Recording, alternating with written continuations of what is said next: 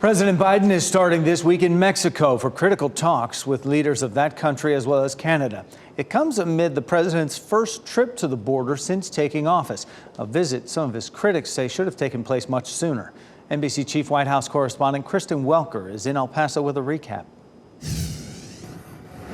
President Biden touching down in Mexico overnight after visiting the southern border for the first time since taking office 2 years ago.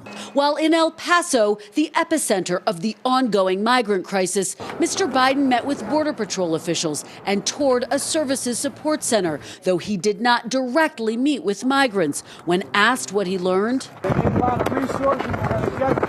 this high-stakes trip comes amid a surge in migrants nationwide. Border Patrol says it stopped a record 2.6 million migrants crossing illegally last year. As soon as he arrived in El Paso, the president was met with criticism from all sides. Texas Republican Governor Greg Abbott handing the president a letter on the airport tarmac, blasting Mr. Biden's policies as weak and arguing the visit came 2 years too late. He should have been down here from day one to fix the problem that he created.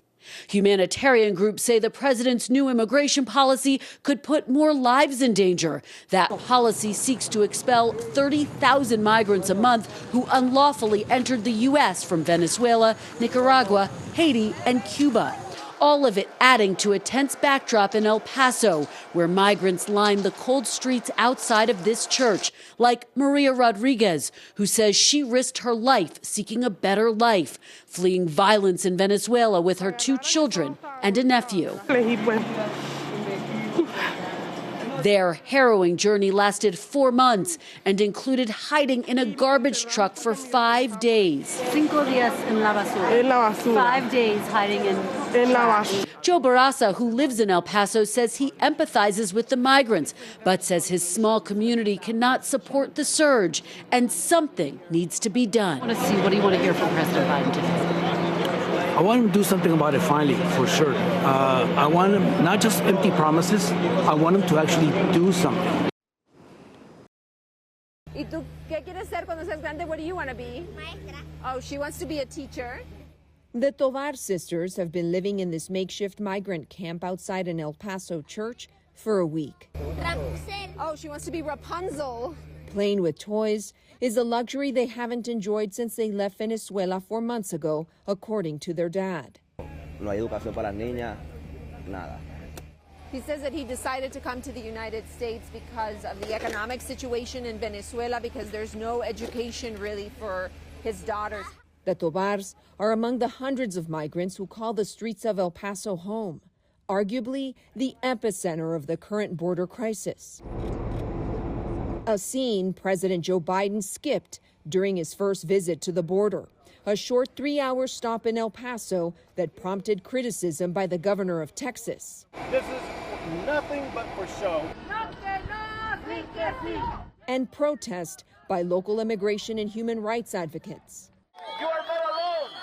Like Fernando Garcia. You think this is a photo op for the president? I think this is it. I mean, 3 hours, what is what you can do with that? But that feeling of disappointment is being transformed into outrage. Outrage over policies like the Trump-era pandemic public health rule known as Title 42, says Garcia.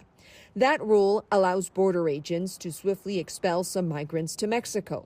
Biden said this about the policy. I don't like Title 42. Just days ago, he expanded the rule to Venezuelans, Cubans, Nicaraguans, and Haitians. I think the only ones happy with the expansion of Title 42 are the Trumpists, conservative Republicans, the people that supported Biden. I mean, we were expecting something different from him. Something more humane, like the campaign promises he made, says Garcia. During his visit, Biden stopped by a port of entry, a migrant respite center, and by the border wall, but didn't appear to see or meet any migrants, which Garcia says means the president was not exposed to the full magnitude of the immigration crisis. 3 hours. Is that enough? No, obviously it's not enough. The timing of the president's visit is also raising eyebrows because the situation here has significantly improved. Take a look. This is what it looked like in mid-December when hundreds of migrants were lining up in freezing temperatures waiting to turn themselves into immigration authorities. At the time, Border Patrol said that they were encountering about 2,500 migrants per day. Now, take a look. The lines are gone, and the symbol of deterrence here is the Texas National Guard and the fencing they put up. According to DHS, the number of migrant encounters has also decreased to about 700 per day. Seven. The Tovar sisters' favorite toy, a tablet to learn numbers and the English alphabet. G. Their dream, learning to speak English. What would you tell the president? Que apoya a los migrantes, ¿ves? Porque no todos somos malos. He says that his message to the president is that not all migrants are bad, that most of the migrants are like him. He's a father, he's here with his children, and they're just here for a better life.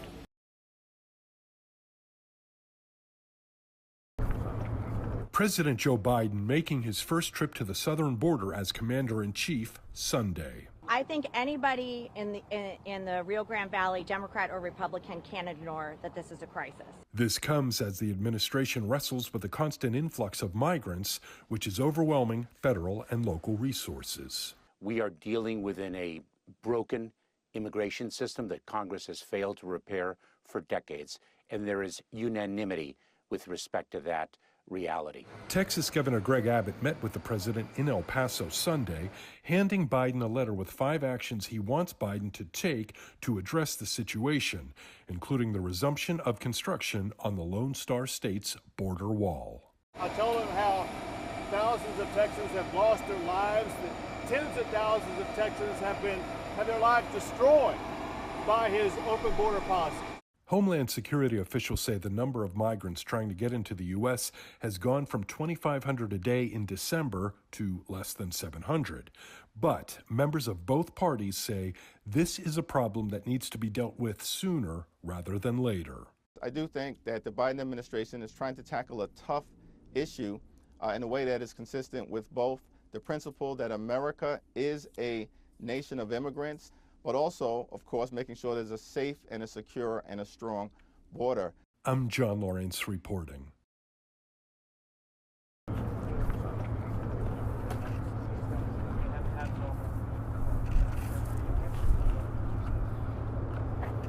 Walks along the border fence.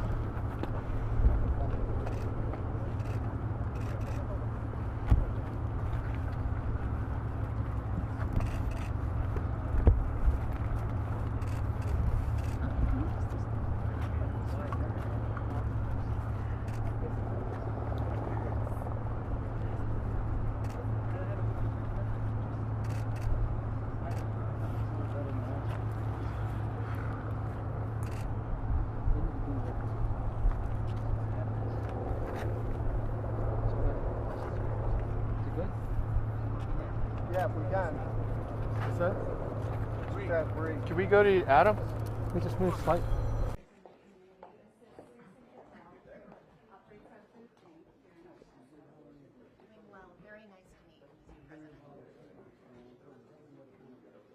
Well, we need to find funding for that, whether it be public or private or a combination of two. But for example, the humanitarian assistance funds. Our pleasure to be here working in the network to support them.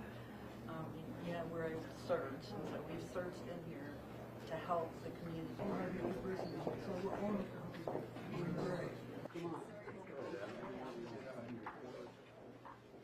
Everybody here? There we go. And got you guys. Thank you. And how many folks?